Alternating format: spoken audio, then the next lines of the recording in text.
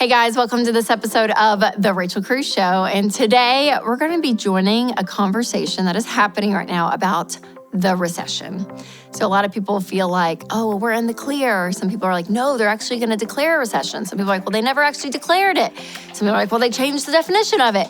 It is a little crazy. It is a little crazy. So is the recession officially over? Well, that is a very bold statement to make, considering, again, that the government changed their definition of a recession. And so they're making some pretty big financial decisions because of that. So today, I'm going to be reacting to a video made by Minority Mindset. And in this video, the creator gives an overview of different opinions out there on this topic. So I'm going to respond to a few of these with my own perspective, and hopefully it'll kind of guide you to make the right decision in your mindset for you to keep making progress with your money, regardless of what politicians and the headlines are saying.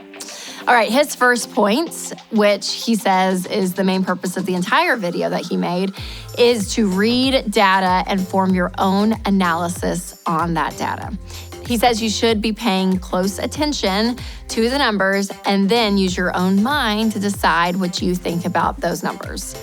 And I totally get where he's coming from. That makes sense. And I would even take it a step further, you guys, and say, think about your personal situation. So even whatever the numbers say or what the data is saying, think about your job, your money, your family. Because listen, there could be a jobs report that comes out and it's terrible, or you could see headlines talking about massive layoffs, and all of that might be happening and it might be really alarming.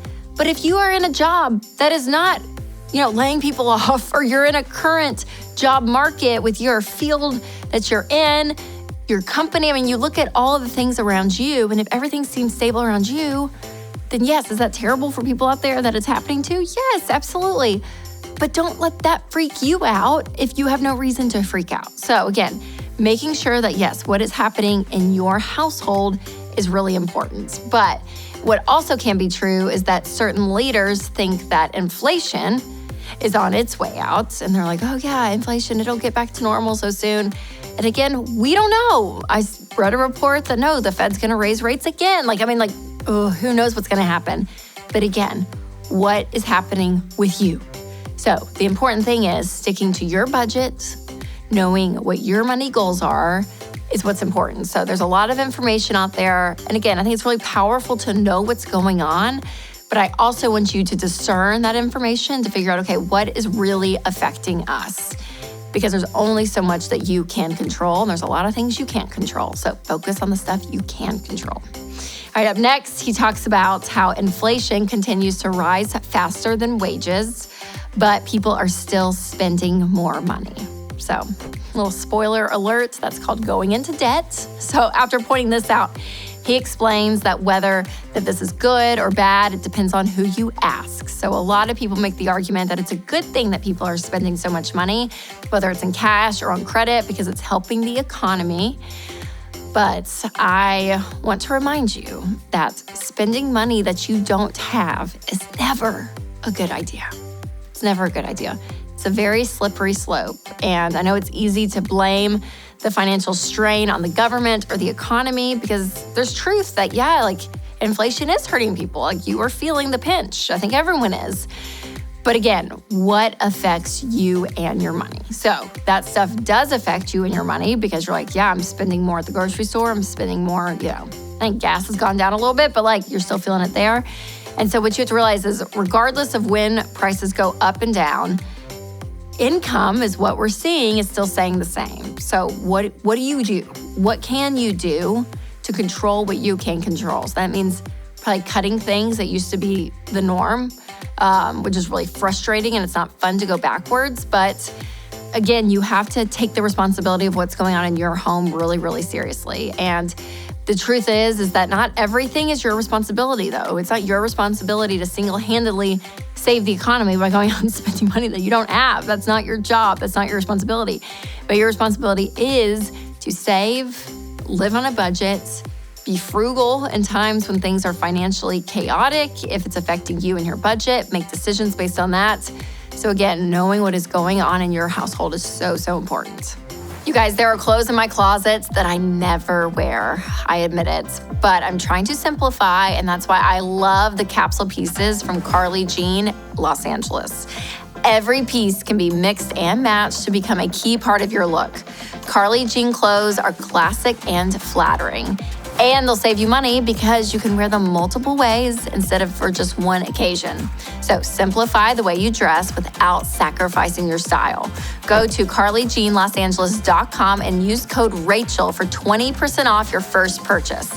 That's 20% off the entire site at carlyjeanlosangeles.com with code Rachel.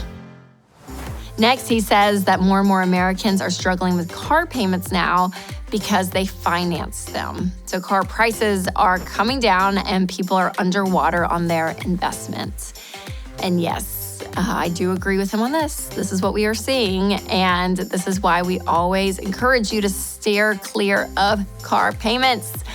Oh, it's so tough because you are mathematically borrowing money on something and paying interest on something that is going down in value. So it's not like even real estate, that I know real estate's been crazy the past few years, but that's an investment. Like over the course of real estate history, majority of the time, you're going to make more money when you sell your home than when you bought it. Your car is the complete opposite. You lose money on it. You spend more when you buy it and it drops. And people are taking out money, and again, money they don't have with high interest rates right now. And it's just become a disaster. So I recommend buying a used car that you can pay for with cash. So it may not be a beautiful car, may not be a fun car, but at least it's a car that doesn't have payments. And you can slowly start stepping up and getting a nicer car as you save more money. And then once you hit baby step 7, then and you have a net worth of $1 million, we say then you can go buy a brand new car because you can financially take that hit. So again, financing a car is never a good use of your money or a wise investment. Okay, the last point of his that I want to unpack is when he says that going into debt is a temporary option. So he argues that using credit to make purchases, if that works for you for a while, that's great, but then eventually you're going to hit a breaking point. And he's right about that. Yes, you will hit a breaking point because when you live your life paycheck to paycheck, you live your life dependent upon credit cards or debt, you finally do hit this point, most people do, where they wake up and they're like, I'm done. Like, I'm so tired of this. I'm so tired of working hard. I'm so tired of dealing with a jerky boss at work, doing a job that I hate just to make payments. Like, I'm done and I have nothing to show for it. I have no money saved. I don't have a lot of investments. And what do? And so we call that their sick and tired moment. Here at Ramsey Solutions, a lot of people say, I'm sick and tired of being sick and tired. And there is when people make a choice. They say, okay, can I control something? Can I wake up and make a different decision about my life and my money to get me out of this? And I believe you can. And I know it's not easy. And I know, not a lot of people say this out there, but the reality is that people that I meet every single day have overcome years of paying off debts because they made one decision that said, I can do this. So I want you to take a deep breath and just know that you have the ability to have money set aside for an emergency fund. You have the ability to get out of debt. And I think the slippery slope is when you say, oh yeah, I'll just use some debt right now for this little bit. Don't even make it a habit. And when you have that emergency fund, don't dip into your emergency fund unless it's an emergency, okay? So keeping structure around your money and boundaries around your money gives you freedom. So if you have to cut some streaming services for a month or eat an extra meal or two at home each week, maybe clean out your closet and sell some stuff to kind of get you started and boosted on this idea of living within your means and even going and paying off debt. And that living of sacrifice, that lifestyle sacrifice will not be forever, but it is such a wise choice for right now. So hear me say that there is always hope. There's always hope. And again, with my job, I have the privilege to meet these people all the time that have this level of freedom in their lives because they decided to take the power back in their own hands, get out of debt, build an emergency fund, have a solid financial foundation under them, and that can be you. So, are we technically in a recession? Well, they've not come out and declared it. They've been very wishy-washy up in DC about this whole thing. So, Listen, if you look at what a recession is, it's when the GDP is down 2 consecutive quarters, and that has happened. So technically, we would be, but they technically have not declared it. So again, what I want you to see is above all that, you guys, is that regardless of whether we are in a recession or not, what is affecting you? And the reality is the job market affecting you? Well, if you're in a stable job and your company's not laying off people, then no, it's not affecting you. You're in a secure position.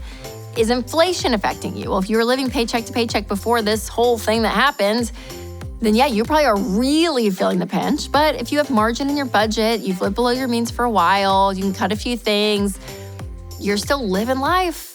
Maybe it hasn't affected you, right? So look at the things that are affecting you. Don't let the word scare you and create a lot of fear. All right, you guys, I hope that you enjoyed this video. And I think some of the stuff that he said on there were some hot takes that, again, common sense would say one thing, DC and politicians and economists may say another, but I want you to decide.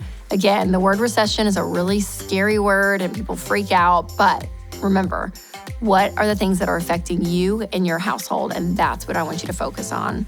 And more importantly, I hope that this video empowers you again to take action when it comes to your money. I want you to be motivated to budget.